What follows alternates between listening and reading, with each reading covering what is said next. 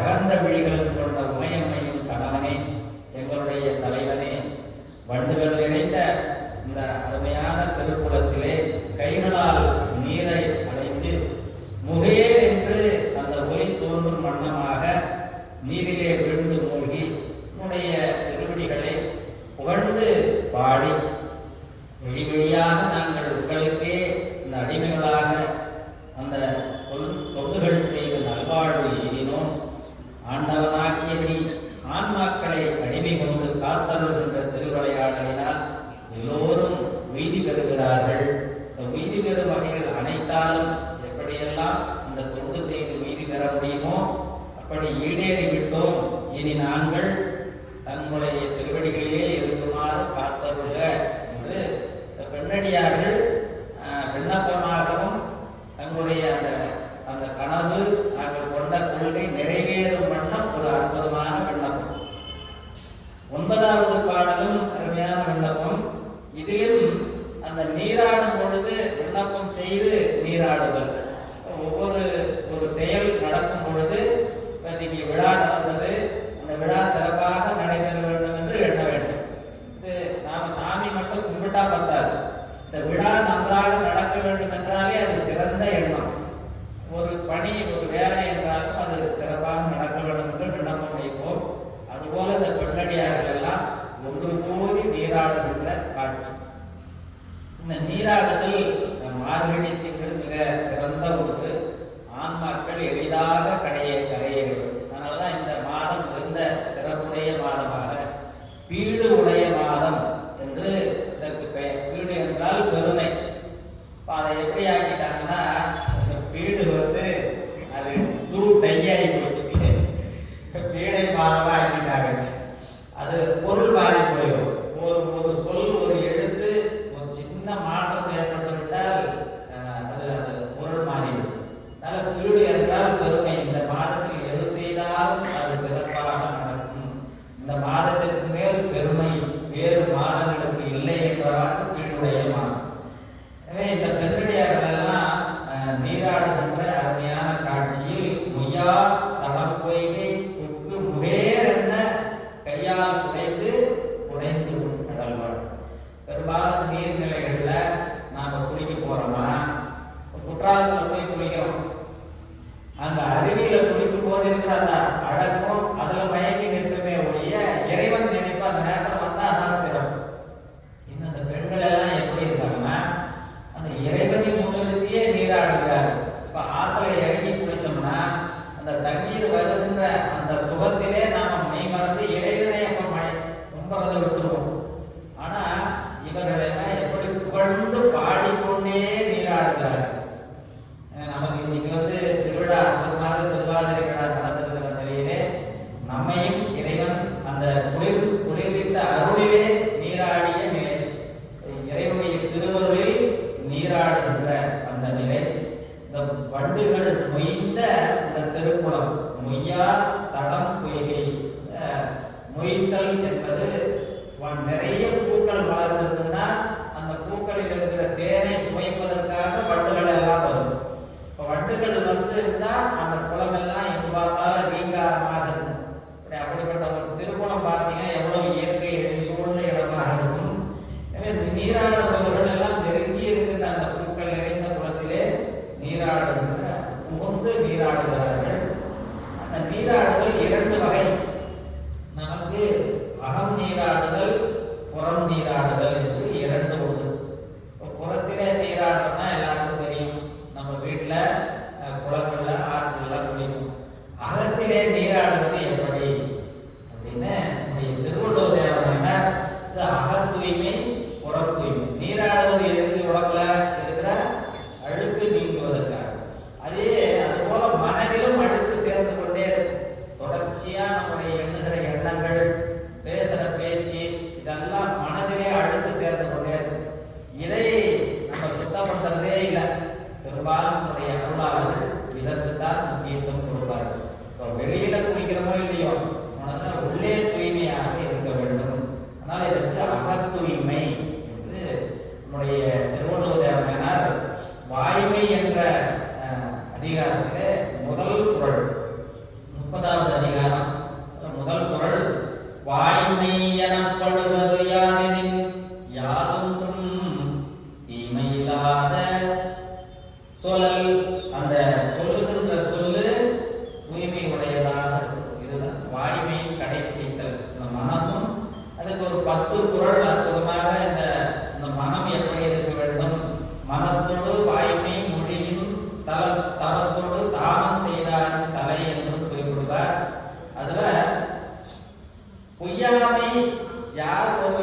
பொய் இல்லையோ அங்கு அகம் தூய்மையாக இருக்கிறது என்று பொருள். அதுல பொய்யாமை மாற்றின் அறம் பெற செய்யாமை கண்டு என்று இந்த பொய் சொல்லாத இருப்பது எவ்வளவு சிறப்பு என்பதை காட்டுவார். இதுல இந்த அக தூய்மைக்கும் புற தூய்மையும் சேர்த்து ஒரு குறள், அது 298வது குறள்ல புறம் தூய்மை நீரால் அமையும் அகம் தூய்மை வாய்மையால் காணப்படும். இப்படி சொல்ற 2 நீராடு, ஒன்று புறம் தூய்மை, இன்னொன்று அக தூய்மை. இறை வழிபாடு செய்ய செய்ய நம்முடைய மணிவாசல் பெருமானுடைய திருவருளே இந்த அகம் தூய்மை அடைந்து கொண்டே வரும். அப்படித்தான் இந்த பெண்ணடியார்கள் எல்லாம் இந்த அக தூய்மையை ஆடுகின்ற அந்த அகத்திலே இருக்கின்ற அழுக்குகளையும் புறத்திலே இருக்கின்ற அழுக்குகளையும் நாள்தோறும் நீக்கிக் கொள்ள வேண்டும். இன்னைக்கு ஒரு நாள் நினைச்சா போதாது, தொடர்ந்து அந்த தூய்மையான மனநிலை வேண்டும். அடுத்த பாடல் கூட பார்த்தீங்கன்னா இப்படிதான் அந்த நீராடுதலை சிறப்பாக காட்டுகின்ற பாடல் ஆர்த்த பிறவி துயர்கடா நாம் ஆர்த்தாடும் என்ற அருமையான பாடல். எனவே இந்த அக நீராடுதல் புற நீராடுதல் இரண்டையும் காட்டி இந்த குளிர்காலத்திலே வைகரையிலே இல்லற அந்த குளிர்ந்த நீரிலே நீராடுதல். பெரும்பாலும் நம்ம வீட்டில் சேமித்து வைக்கும் தண்ணி ரொம்ப குளிர்ச்சியா இருக்கும். ஆனா இதே நீங்க ஒரு குளத்திலேயோ ஆற்றிலேயே குளிச்சிங்கன்னா வெப்பமா வெதுவெதுன்னு இருக்கும். அந்த மார்கழி திங்களுடைய குளிருக்கு இதமாக இறைவனே அப்படி ஒரு கருணையை செய்திருக்கின்ற நிலை. எனவே இந்த வெப்பத்தால் அந்த உடலிலே குருதி ஓட்டம் விரைவாக அந்த நடைபெறுகின்ற நிலையிலே இப்படி அந்த நீராடுதலை சிறப்பாக காட்டுகின்ற நிலை. இந்த புறத்திலே நீராடினாலும் அகத்திலே நீராடினாலும் முதன்மையாக இருக்கக்கூடியவன் பெருமான். எனவே இறைவனை முன்னிறுத்தி அந்த செயலை செய்தல் என்று நம்முடைய நால்வர் பெருமக்களெல்லாம் தொடர்ச்சியாக அந்த இறை வழிபாடு என்பது ஒரு நாள் 2 நாள் அல்ல, தொடர்ச்சியாக ஒரு நாள் இங்கு 30 நாள் இந்த மாதம் சிந்திப்பது இந்த வருடம் முழுக்க இருக்க வேண்டும். அடுத்த மார்கழி திரும்பி வந்துடும். நம்முடைய திருக்கருப்பையலூர் என்ற தலத்திலே நம்முடைய சுந்தரமூர்த்தி சாமியுடைய அந்த திருவாக்கு பக்கம் 38 சுந்தரர் தேவாரம் பாடல் 3வது பாடல் திருக்கருப்பையலூர் பதிகம். முட்டாமே நாள்தோறும் நீர் மூழ்கி, இந்த நீர் மூழ்கி இறைவனை வழிபடுதல் இவை இன்றியமையாத ஒன்று. அதிலே முட்டாது செய்ய வேண்டும். ஒரு நாள் கூட இடைவிடாது அந்த தொண்டினை அதை அந்த தூய்மையை கடைபிடித்தல் என்று ஐயா எழுதினா 38 திருக்கருப்பையலூர் பாடுங்கள். முட்டாமே நாள்தோறும் நீர் மூழ்கி பூ பறித்து முன்னே போதும். முட்டாமே நாள்தோறும் நீர் மூழ்கி பூ பறித்து முன்னே போதும். கண்டார்ந்த எண்ணெய் கொண்டே கட்டார்ந்த எண்ணெய் கொண்டு அடி சேர்த்து வந்த நட்டமும் அடி சேர்க்கும் வந்தனதம்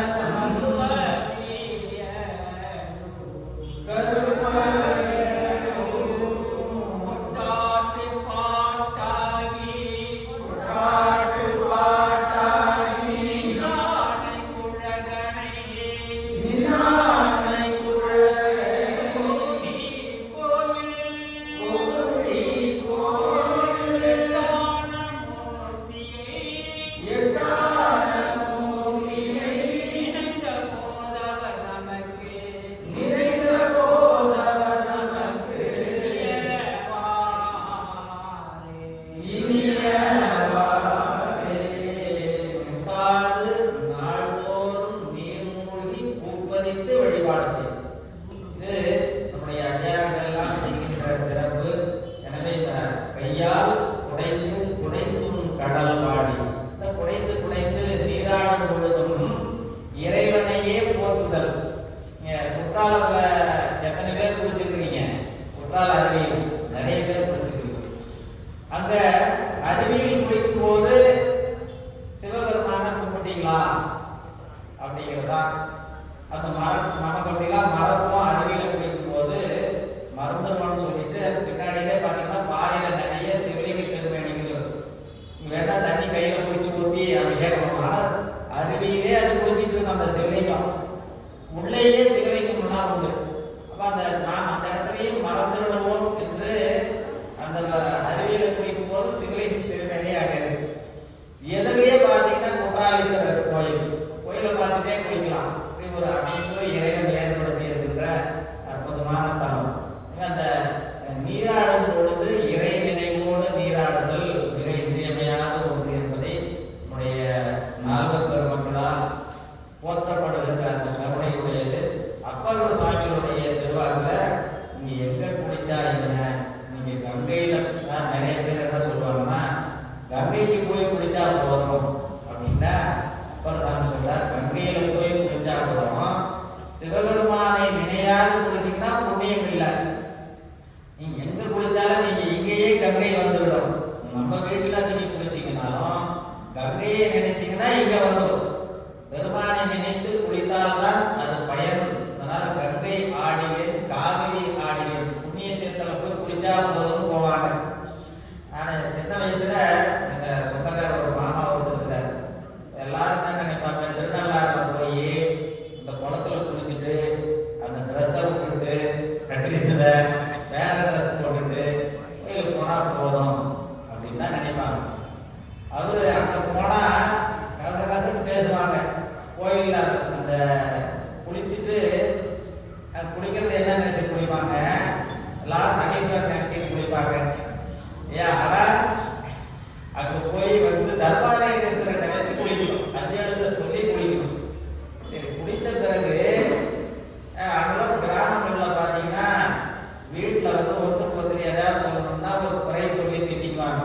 எங்க போன அறிவில்லையா கேட்பாங்க இல்லையா?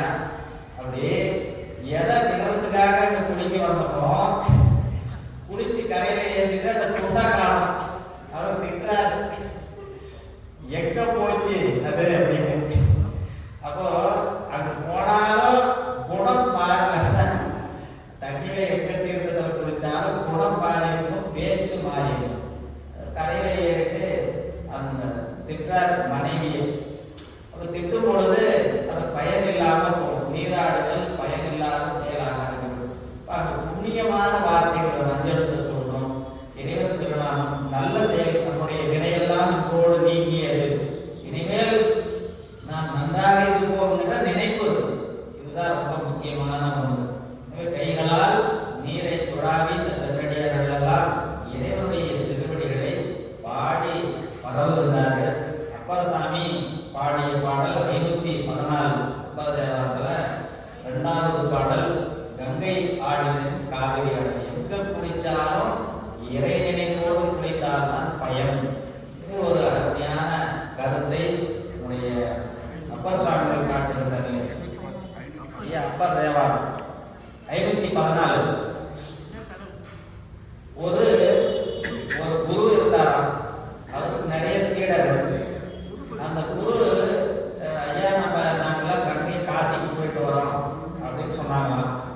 காசிக்கு போனா அப்படியா, சரிப்பா, நீங்க அந்த காசிக்கு போனோம்னா நிறைய பக்குவம் மனசு வேணும், பக்குவமா இருந்தாதான் பயன். இல்லைங்க சாமி, நிறைய காலங்கள்லாம் தரிசனம் பண்ண போறோம். அப்படியா, சரி ஓகே, இப்போ நீங்களும் வாங்க. இல்லை என்னால் வர முடியாது, எனக்கு பதிலாக ஒரு பாவக்காய் தரோம், இந்த பாவக்காய் கூடவே நான் வரேன்னு நினைச்சுக்கிங்க. எங்கெல்லாம் குளிக்கிறீங்களோ அங்கெல்லாம் இந்த பாவக்காயை குளிக்காடுங்க. திருத்தல யாத்திரை முடிச்சு காசியில் போய் கங்கையிலேயே அந்த பாவக்காயை நல்லா நீராட வச்சு திருப்பி அப்படியே குளிக்குவாங்க. இதனுடைய அப்படியே இனிப்பாயிடும் சொன்னாராம். அவர் உடனே எல்லாரும் ஆசையா சரி அந்த பாவக்காய் எடுத்துட்டு போனாங்க. அவங்க குளிக்கிற இடத்தெல்லாம் நினைச்சு எடுத்துட்டு போய் கங்கையிலேயும் போய் குளிச்சாங்க. குளிச்சுட்டு அந்த பாவக்காயை திருப்பி எடுத்துட்டு வராங்க. குருநாதா எல்லாம் போயிட்டு வந்துட்டோம். அப்படியா, பாவக்காயப்பா எல்லாத்தையும் முதல்ல பீஸ் கொடுங்க, ஆளுக்கு ஒரு பீஸ் கொடுத்துட்டு எல்லாருக்கும் கொடுக்குறாரு பிரசாதமா. சாப்பிட்டோடனே இதே கசக்கு குருநாதா அப்படின்னாங்க. அதான் சொன்னாரா, நீ கங்கைக்கு போனாலும் நீ வரும்போது இனிப்பா வரணும், போன குணத்தோடையே தான் திரும்பி வந்துருக்கிறீங்க. அப்போ கங்கையில குளிச்ச உடனே ஒரு மனம் மாறிக்கணும். விஸ்வநாதர்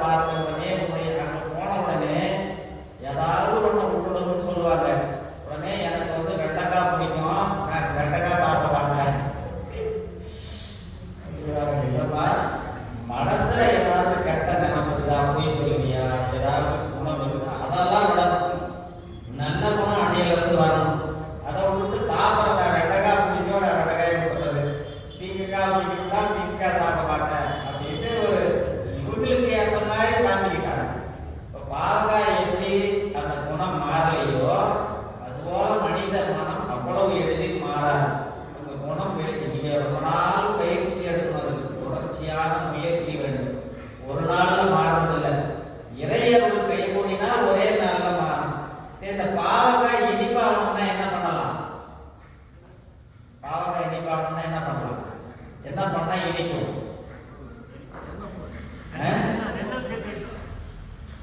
தேன்ல ஊற வச்சிடணும். தேன்ல ஊற வச்சுட்டு எடுத்து பார்த்தீங்கன்னா இந்த ஆன்மாவை திருவாசகம் என்கின்ற தேன்ல ஊற போட்டுட்டீங்கன்னா அது இனிப்பாக மாறிவிடும். நம்முடைய இயல்பு குணங்கள் எல்லாம் மாறி நாம இப்ப என்ன பிரச்சனைனா திருவாசகத்தை ஊர்கா மாதிரி தோற்றுக்கிட்டோம்னா அது பயனில்லை. திருவாசகத்தில் ஆன்மா முழுக வேண்டும். நினைத்து நம்முடைய குணம் மாறி அருள் குணம் நம்மிடம் வெளிப்பட வேண்டும். மாணிக்கவாசகர் சுவாமிகள் நிறைய இடத்துல சொல்லுவார். எனவே கங்கை ஆடியன் காவிரி ஆடியன் பாடுவியா?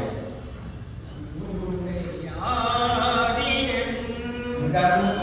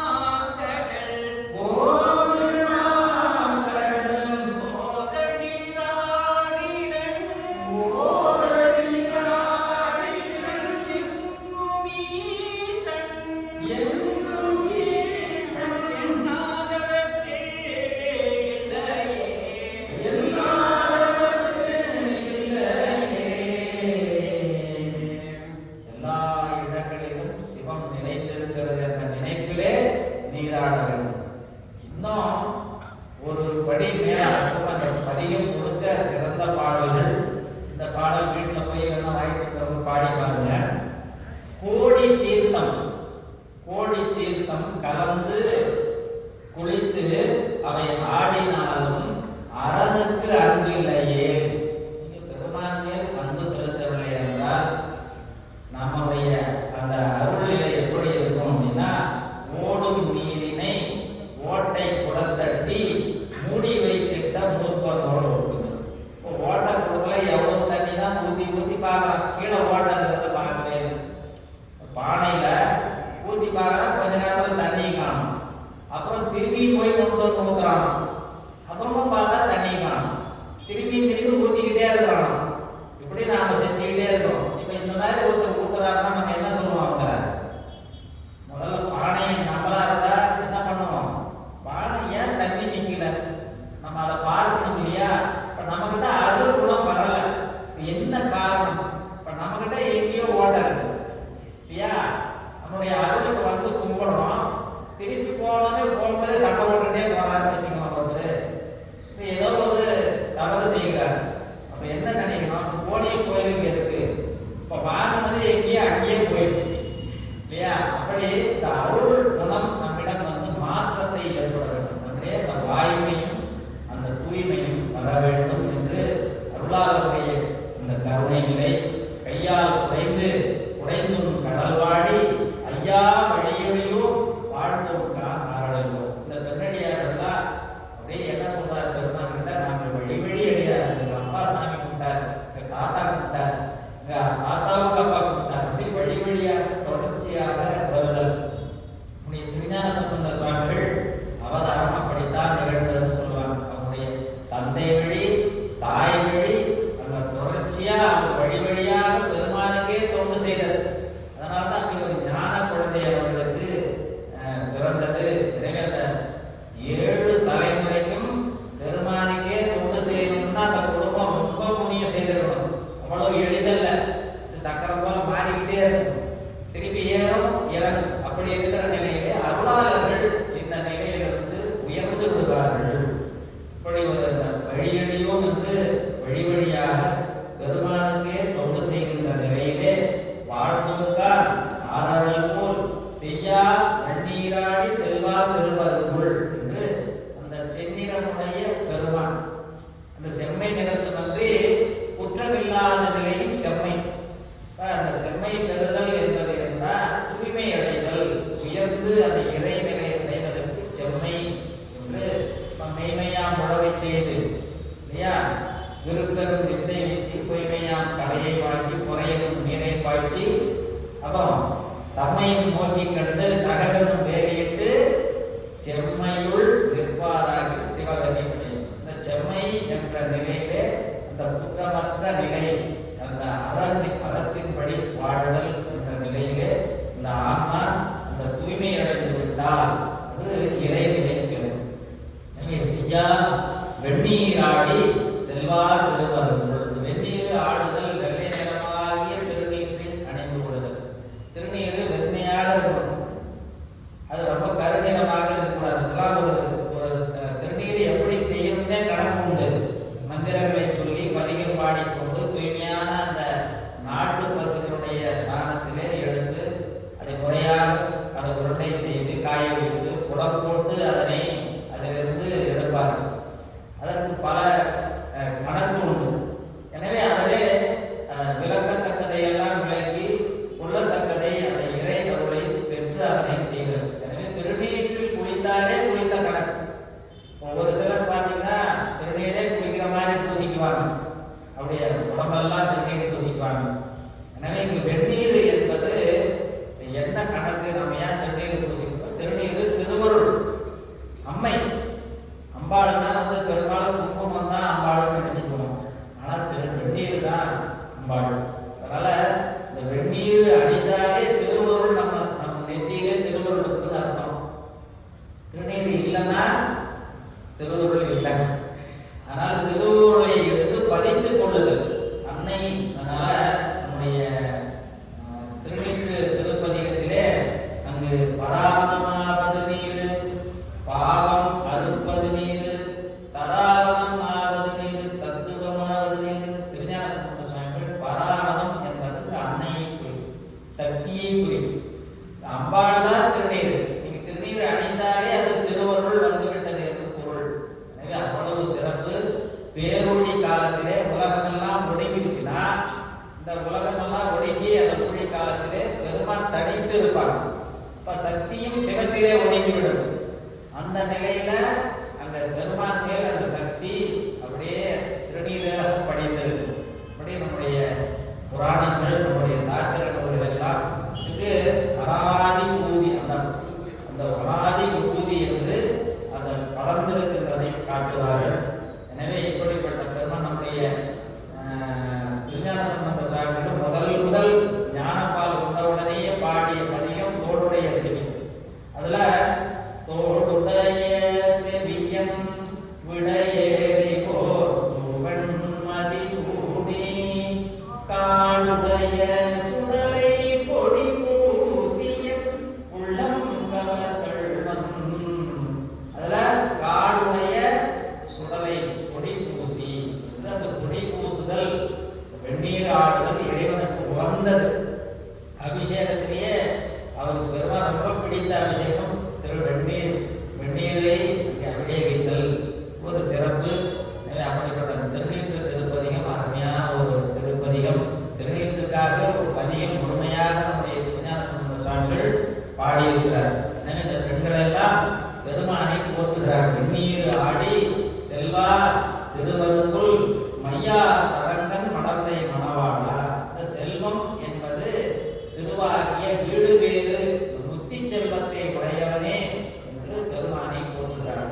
முத்தியை கொடுக்க வல்லவன் சிவபெருமான் ஒருவனே என்று அதற்கு செல்வம் என்று பெயர். நம்ம உலகியல் செல்வத்தையும் செல்வம் போகும், ஆனால் இறைவனை வழிபடுதல் தான் உண்மையான நம்முடைய திருவடிகளை நாள்தோறும் யார் ஒருவர் அன்போடு வணங்குவதற்கு வாய்ப்பு கிடைத்திருக்கிறதோ அதுதான் செல்வம்.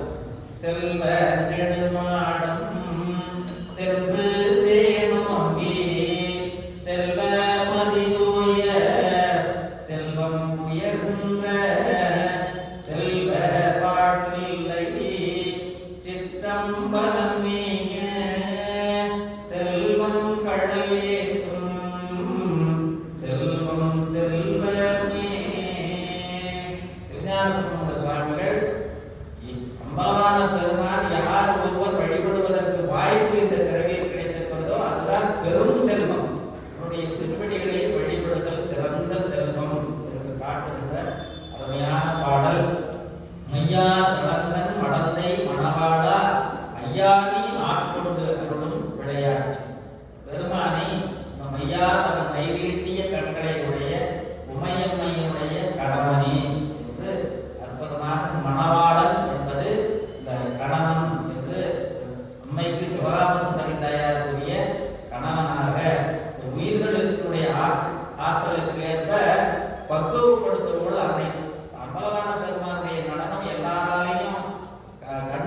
முடியாது. அந்த காட்சியை உமையம்மை காணதான் பலவான பெருமான் ஆடுகிறார். இந்த சபையிலே ஆடுபவது உமையம்மை காண நடராஜர் ஆடுறாரு. அதை ஆன்மாக்கள் ஒவ்வொருவரும் வேறு வேறு பக்குவத்தில் இருக்கும். எல்லாரும் உள்வாங்க முடியாது. அம்மை வாங்கி யாராருக்கு எவ்வளவு பக்குவம் இருக்குதோ அதுக்கு தக்கவாறு அருள் கிடைக்கும். இப்போ வர்றவங்க 100 பேர் இருந்தால் 100 பேருக்கு ஒரே மாதிரி தான் பெருமான் ஆடுவார். ஆனா யாராரு எவ்வளவு பக்குவம் இருக்குதோ, நீங்க உங்களுடைய பாத்திரம் எவ்வளவு சைஸ் எப்படி இருக்குது, தூய்மை இருக்குது, அதை பொறுத்து திருவள்ளுவர் நம்மிடையே பதியும். எனவே இப்படி அந்த எதிரிலே இருக்கிற யார் ஒரு சிலருக்கு ஒரு சாப்பிட்டா 2 இட்லி மேல சாப்பிட முடியாது. அவருக்கு 10 இட்லி கொடுத்தீங்கன்னு வச்சுங்க, அவர் முடிச்சுட்டு உட்கார்ந்துருப்பார். ஒரு 12 இட்லி சாப்பிடுவார். அவருக்கு 5 இட்லி கொடுத்தீங்கன்னா என்ன இருந்தா பரவாயில்லையே நினைப்பார் இல்லையா? அருளை வாங்குவதற்கு யாராருக்கு எவ்வளவு தகுதி இருக்குதோ அது தக்கவாறு வாங்கி கொடுப்பவள் அன்னை. அதனால நடராஜ பெருமான் தனித்து வழிபாடு செய்யக்கூடாது. நடராஜ பெருமான் இருந்தால் கூடவே சிவகாமசுந்தரி கண்டிப்பாக வேண்டும். எனவே இப்படி இந்த இறைவன் இந்த நித்தமனாளர் நிரம்ப அழகிய நாள்தோறும் அங்கு அன்னையும் ஐயா கூட நீ சொன்ன நித்திய கல்யாண கூடவே இருக்கிறதால அவர் நித்தமனாளர் அப்படின்னு சொல்றாரு. அம்மையோடு கூடிய நிலை இதுதான் நமக்கு இல்லற நிலைக்கு மிக இன்றியமையாத ஒரு பாடல். ஐயா அந்த பாடல் பாடிடலாம். நித்தமனாளர் நிரம்படைய 17வது பதியம் திருவாசகத்துல 17ல 3வது பாடல் நித்தமனாளர் நிரம்படைய. நீங்க அப்படிதான் காட்சி தராங்க 2 பேரும். சிவகாமசுந்தரி நடராஜர் இன்னைக்கு ஆறுதலாகவோ நல்லா பொருத்தமான பாடலாக நித்தமனாளர்.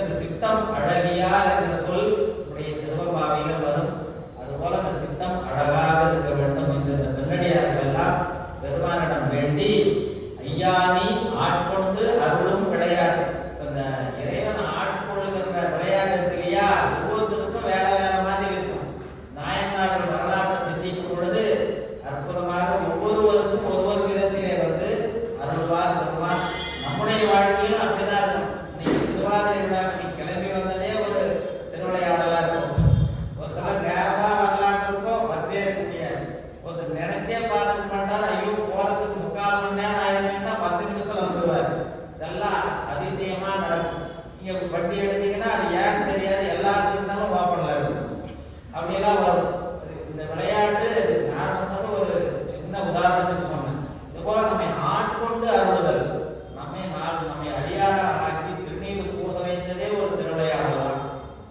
அந்த புண்ணியம் யார் இருக்கிறதோ அவர்களுக்கு தான் இந்த வாய்ப்பு. உய்வார்கள் உய்யும் வகையெல்லாம் வீந்துழிந்தோ எய்யாமல் காப்பாய் எமையே பாபா என்று இந்த உய்தல் என்பது இறைவனுடைய திருவருளை பெற்று வாழ்தல் இல்லறனையே. அதற்குத்தான் இறைவனிடம் சென்று சேருமாறு நம்முடைய வாழ்க்கை அமைத்து நம்முடைய இறைவனுடைய அருளை பெற்று வாழ வேண்டும். இதற்கு இந்த தொண்டு செய்தல் என்ற ஒன்று. நம்ம திருக்கோயிலுக்கு ஏன் நாள்தோறும் போகணும் அப்படின்னா, வீட்டிலலாம் செய்யற வேலை உங்களுக்கு தொண்டாவே தெரியாது இல்லையா?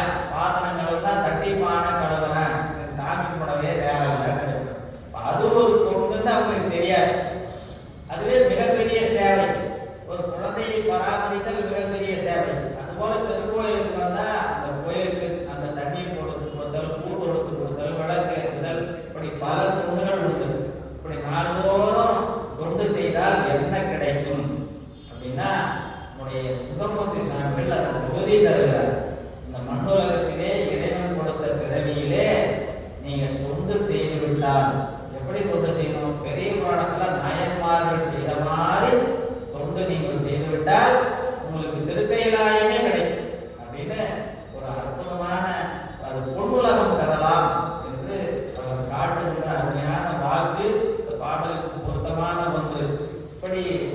மண்ணுலகில் பிறந்து உண்மை வாழ்த்தும் வழியடியார். பாடல் 267 பக்கம் சுந்தர தேவாரத்தில் 267ல 5வது பாடல். உலகில் பிறந்து மண்ணுலகில் பிறந்து உம்மை வாழ்த்தும் வழியடியார். உம்மை வாழ்த்தும் வழியடியார். பொன்னுலகம் பெறுதல் உலகம் பெறுதல் தொண்டனே நின்றே கண்டுணிந்தேன். தொண்டனே நின்று கண்டுழிந்தேன். உலகத்தவர்கள் உலகத்தவர்கள் விரும்ப வெள்ளையானையின் மேல் விரும்ப வெள்ளையானையின் மேல் என்னுடல் காட்டுகின்றார். என்னுடல் காத்திருந்தான். தாழ்மலை உத்தமனே நொடித்தானை உத்தமனே. இப்படி மண்ணுலகத்தில் பிறந்து நம்மை வாழ்த்தும் வழியடியார் பொன்னுலகம் பெறலாம். பெருமானை வாழ்த்தி பாடினால் அதுவே மிகப்பெரிய தொண்டு. எனவே இந்த நம்முடைய வாழ்க்கையானது இத்தனை காலமும் எப்படியே போச்சு இருக்கட்டும். இதுவரைக்கும் என்னன்னா நம்முடைய கணக்கு இருந்தோ அதெல்லாம் நீக்கி இன்றிலிருந்து புதுசா அக்கௌண்ட் தொடங்கணும் இல்லையா? பழைய காலத்துல இருந்த வினை கணக்கெல்லாம் நீங்கி இன்னைக்கு திருவாதிரை நன்னாள் கம்பளவாரம் பெருமானும் சிவகார சுந்தரியன் நால்வர் பெருமக்களோடு உலகத்தின் மகானுடைய அந்த குருவர்களோடு நம்முடைய வாழ்க்கை இன்றிலிருந்து புதிதாக தொடங்குகிறது. எனவே அப்படி இந்த பெண்ணடியார்கள் எல்லாம் எங்களை எய்யாமல் காப்பாய் நீக்கி விடாமல் எங்களை காத்துள்ள வேண்டும். இதிலிருந்து புது வாழ்க்கை தொடங்குகிறது என்றவாறு திருஞான சம்பந்த சுவாமிகளுடைய புராணத்துல ஒரே ஒரு பாடல் பெரிய புராண பாடல் பாடி நிறைவு செய்யலாம். பக்கம் 307 பெரிய புராணத்துல 307 பெருமானுக்கே விண்ணப்பம் செய்கிறார். இந்த இந்த உலகம் நமக்கு இப்ப இத்தனை நம்முடைய ஜோதி மன்றத்துல ஒரு காலத்துல திருவம்பாவைக்கு ஹால் ஃபுல்லாகிட்டு வெளியே நிற்பாங்களாம். அதுபோல மீண்டும் வரணும்.